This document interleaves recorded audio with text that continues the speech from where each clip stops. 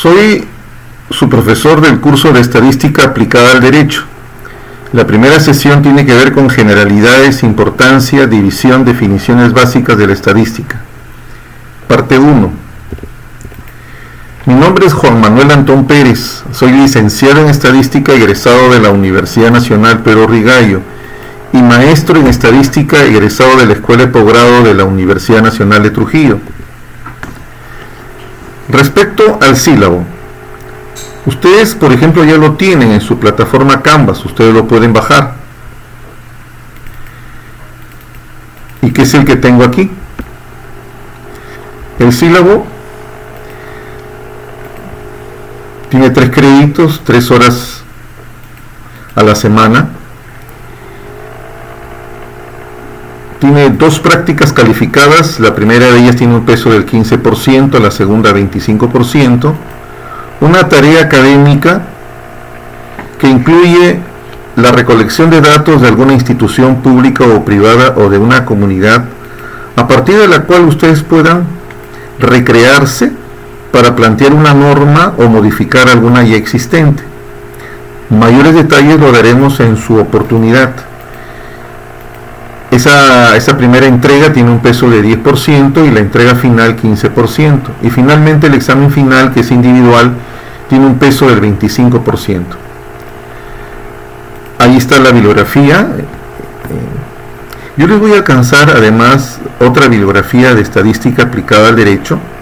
Vamos a hacer uso de esta bibliografía de manera especial. Pero hay otra también muy interesante que les voy a alcanzar en formato digital PDF. Por ejemplo, esta, ¿no? El empleo de la estadística aplicada a la investigación en derechos humanos, muy relacionada con el derecho, habla bastante del derecho.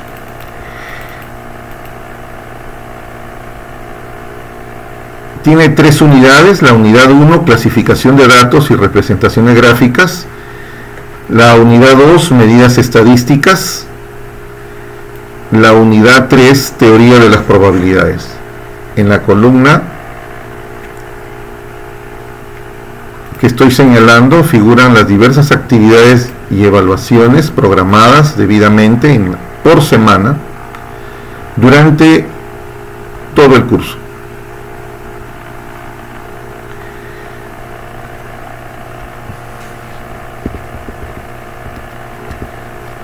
Al finalizar esta sesión, el estudiante estará en condiciones de identificar la importancia del curso. ¿Cuál es la importancia de la estadística en la formación de un estudiante de derecho? Definir y clasificar la estadística y otras definiciones básicas con precisión y claridad, reflejada en la evaluación formativa. Es una evaluación que tiene por finalidad mejorar el proceso de enseñanza-aprendizaje, con la finalidad de mejorarlo para que ustedes consoliden y fortalezcan sus aprendizajes. No voy a presentar en estos momentos, sino después, la definición de estadística, pero lo que sí les adelanto que la estadística es una ciencia, horizontal, que significa que interactúa con todas las demás ciencias y disciplinas que requieran del uso, procesamiento y análisis de datos para optimizar las decisiones de las instituciones públicas, privadas, comunidades de científicos, comunidades sociales, productivas, profesionales y de cualquier tipo, entre ellas la ciencia del derecho, y de toda organización relacionada con la jurisprudencia que requiera de la estadística para comprender, por ejemplo, la eficacia de una norma jurídica, interpretarla, por ejemplo, si está al tono de las actuales circunstancias de un contexto en una realidad o en una coyuntura específica, inclusive el estudio previo para emitirla o decretarla. Raúl Montoya Zamora, en la presentación del libro Estadística aplicada al ámbito jurídico, de 2 docentes universitarios de la Universidad Autónoma de México, Corona Luis y Martínez José, sostuvo que la estadística nos permite observar el derecho desde un punto de cálculo de números, que cuando hablan estos números se convierten en un discurso lingüístico y exegético. Esto quiere decir que explican o interpretan algo, Ese algo puede ser el comportamiento del hombre. Suele suceder que el hombre a veces tiene un comportamiento individual de una forma y un comportamiento cuando está en grupo en otra. Y al derecho le interesa saber cuál es ese comportamiento del hombre para regularlo con normas y que nos permita vivir en una sociedad en paz, con justicia. Ese comportamiento del hombre en la sociedad también es interesante que el hombre de derecho lo estudie en las organizaciones. De ahí que pueden suscitarse hechos como corrupción gubernamental, la violencia de género, el pandillaje, las preferencias y necesidades humanas, la fiscalización, la paz, la armonía, etc.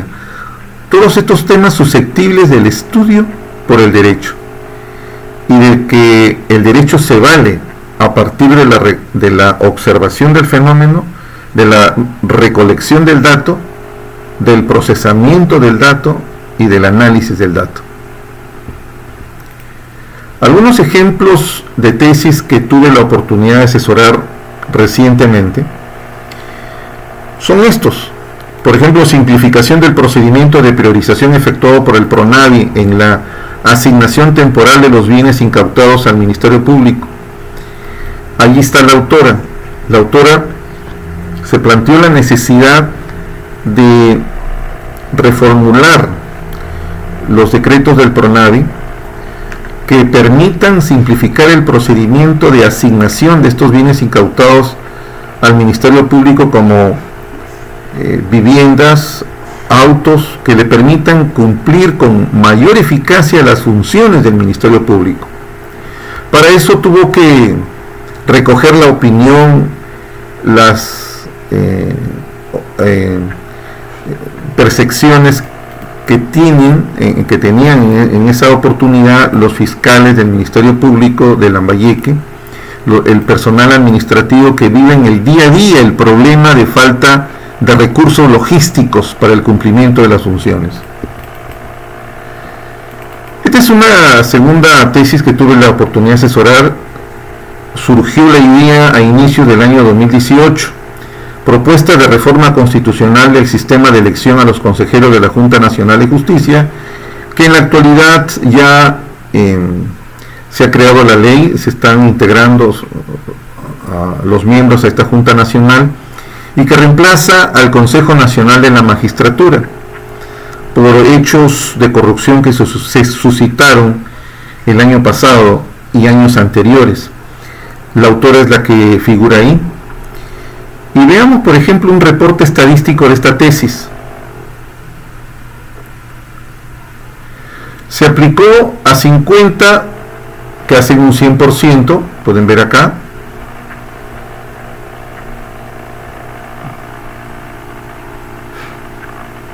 Abogados que ejercen o ejercieron la magistratura. Y se les recogió la opinión que tienen sobre las ventajas y desventajas que proporcionaría la modificatoria del sistema de elección de los consejeros de la Junta Nacional de Justicia. En aquella época habían aproximadamente de 5 a 7 proyectos, habían diferentes propuestas sobre la forma de elección.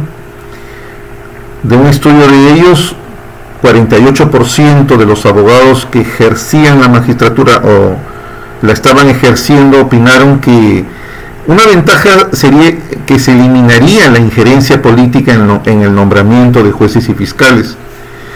Una segunda ventaja, en un 24% de ellos opinaron que se eliminaría la calificación subjetiva en el nombramiento de jueces y fiscales, que esta junta tendría plena autonomía decisoria. Un 20% fueron de la opinión que le daría primacía a la meritocracia como debe ser, las mejores inteligencias al servicio del país, formando parte de la Junta Nacional de Justicia. Respecto a las desventajas, un 92% fueron de la opinión que los nombramientos se tornarían mecánicos debido a que solo se computaría el resultado del examen y calificación curricular. Por ende, el nombramiento a través de la Junta se tornaría un mero formalismo.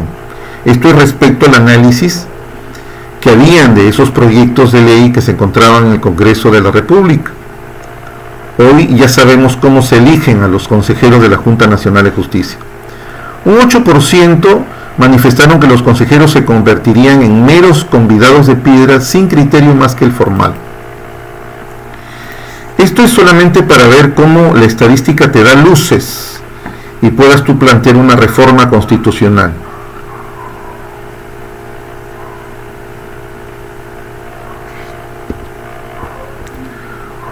Una tercera tesis fue la presentación de una iniciativa legislativa en materia sucesoria para incorporar la herencia de bienes digitales en el ordenamiento jurídico peruano, también del año 18.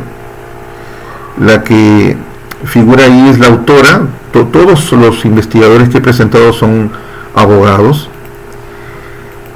Recordemos de que nosotros tenemos, por ejemplo, videos que hemos filmado sobre, por ejemplo, algún desastre natural, fotografías que hemos tomado a nuestras familias, a la naturaleza, y lo hemos subido a las redes sociales. ¿Sabías tú que esos son bienes digitales que te pertenecen? En el que el caso, después que fallecieras, ¿son susceptibles de ser heredados? Es la pregunta. Mira lo que encontró esta tesista.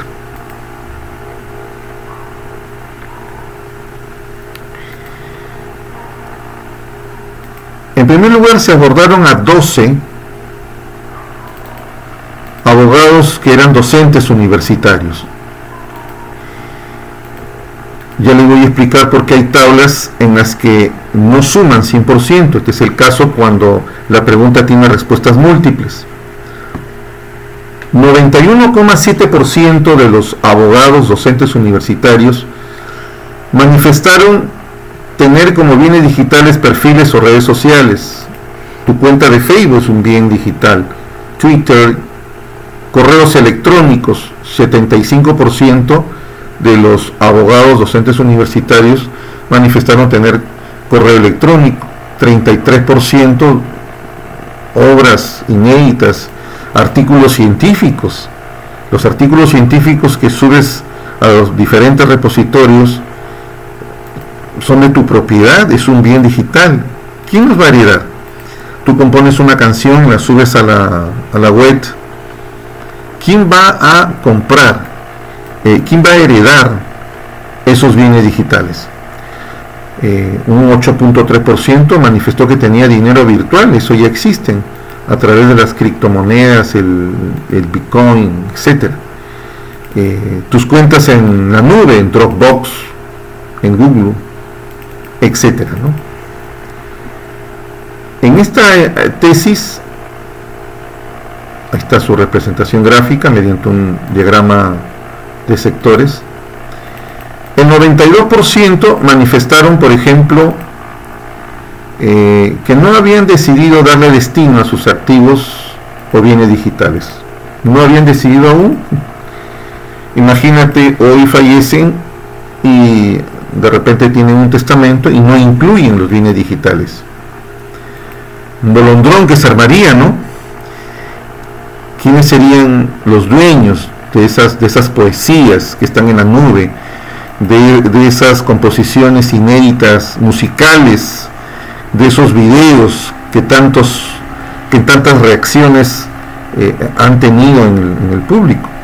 Tu cuenta de YouTube.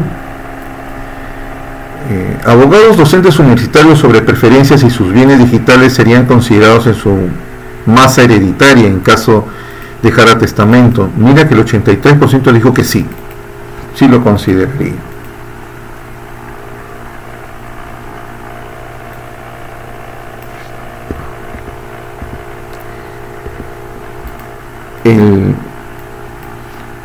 Yo les voy a dar unos minutos para que me den un ejemplo sobre lo que estamos viviendo actualmente en una pandemia por ocasión de un virus denominado COVID-19. ¿Por qué es importante para el legislador? Ustedes ven que casi todos los días el presidente de la República emite decretos, es decir, norma la conducta del hombre para contrarrestar la pandemia. Y es muy importante que